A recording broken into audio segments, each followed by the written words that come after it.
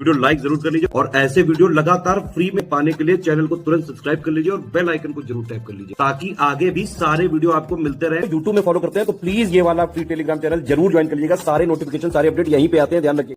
नमस्कार दोस्तों आज सबसे पहले देखेंगे यूपी पीसीएस ये जो सीसैट है इसके डिटेल सिलेबस को, है ना, कैसे आपको इसको टैकल करना है। क्योंकि आपको पता है इसमें भाई जो 100 सवाल हैं वो आते हैं 100 सवाल और 200 नंबर का ये पेपर होता है। इसमें आपको ज़्यादा नहीं पढ़ना है, जो बच्चे ज़्यादा पढ़ने के चक्कर में रहते हैं उन्हीं का ये लटक जाता है।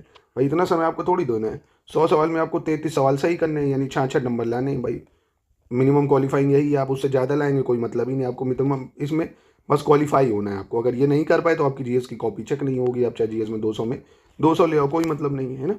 तो इसलिए इसमें देखते हैं क्या क्या है। पहले आप ये देखेंगे हिंदी जो है, हिंदी के आपको कितने क्वेश्चन देखने को मिले हैं, मोटा मोटा कितने आते हैं आप देखेंगे। 25 सवाल ये हिंदी के हैं, 25 सवाल। ठीक है, कैसे कैसे हैं पहले वो देख लीजिए। थोड़ा सा वीडियो को समय दीजिएगा क्योंकि इसको अगर अच्छे से कर लेंगे तो आप सीसैट हो जाएगा। जैसे देखो, आगरा मथुरा को किस बोली का केंद्र माना जाता है? उत्तर प्रदेश में इनमें से कौन सी बोली नहीं बोली जाती है? कौन सा शब्द देशज है? द्रौपदी का पर्याय, सूक्त शब्द का तद्भव, शुद्ध वाक्य क्या है, दुरागत शब्द में समास बताना है, पूर्वी हिंदी कौन सी नहीं है बोली, है ना, ये विलोम शब्द हैं, अशुद्ध वर्तनी है। और विमला ने कहा गोविंद की अब स्वास्थ्य सही नहीं है, वाक्य की दृष्टि से क्या है भाई?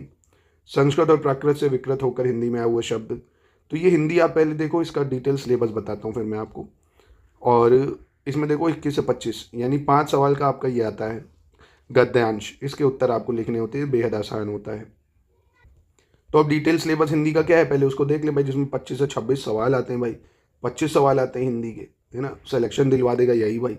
हिंदी वर्णमाला, विराम चिन्ह हो गया, शब्द रचना, वाक्य रचना, अर्थ है, शब्द रूप है, संधि है, समास है, क्रियाएं हैं, अनेकार्थी शब्द है, विलोम शब्द है, पर्यायवाची, मुहावरे, तत्सम तद्भव, वर्तनी, अर्थबोध, हिंदी भाषा के प्रयोग में होने वाली अशुद्धियाँ और उत्तर प्रदेश की मुख्य बोलियाँ।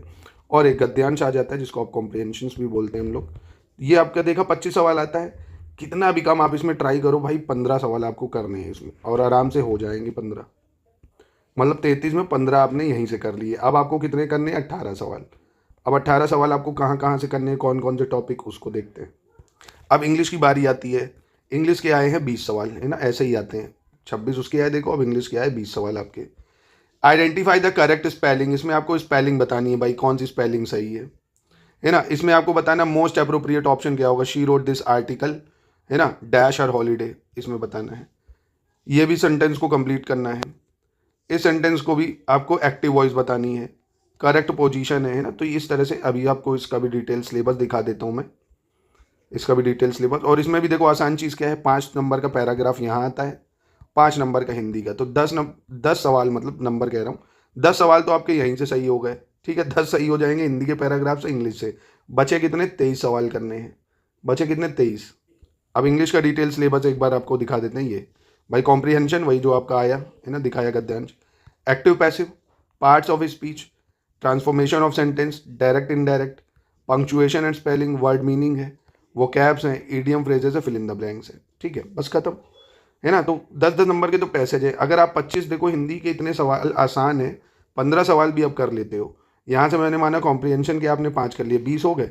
इनमें से आप 5 तो कर ही लोगे यार। 25 सवाल आराम से आपके हिंदी और इंग्लिश सही हो जाते हैं, कि हिंदी और इंग्लिश इनको ही मिला के 25 कर लिए। अब बचे आपके 10 सवाल करने हैं आपको। 10 सवाल आपको बचे हैं। अब वो मैथ्स है, अभी दिखा रहा हूँ आपको, रीजनिंग है, इंटरपर्सनल स्किल्स है, उससे हो जाएंगे।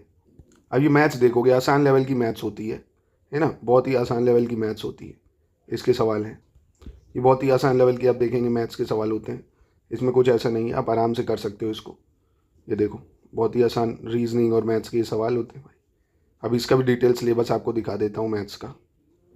ये मैथ्स का डिटेल सिलेबस देखो, जैसे अंक गणित है, उसमें संख्या पद्धति है, यानी नंबर सिस्टम है, प्राकृतिक, पूर्णांक, अपरिमेय, परिमेय संख्या, वास्तविक संख्याएं, पूर्णांक संख्याएं, ये सब आती हैं।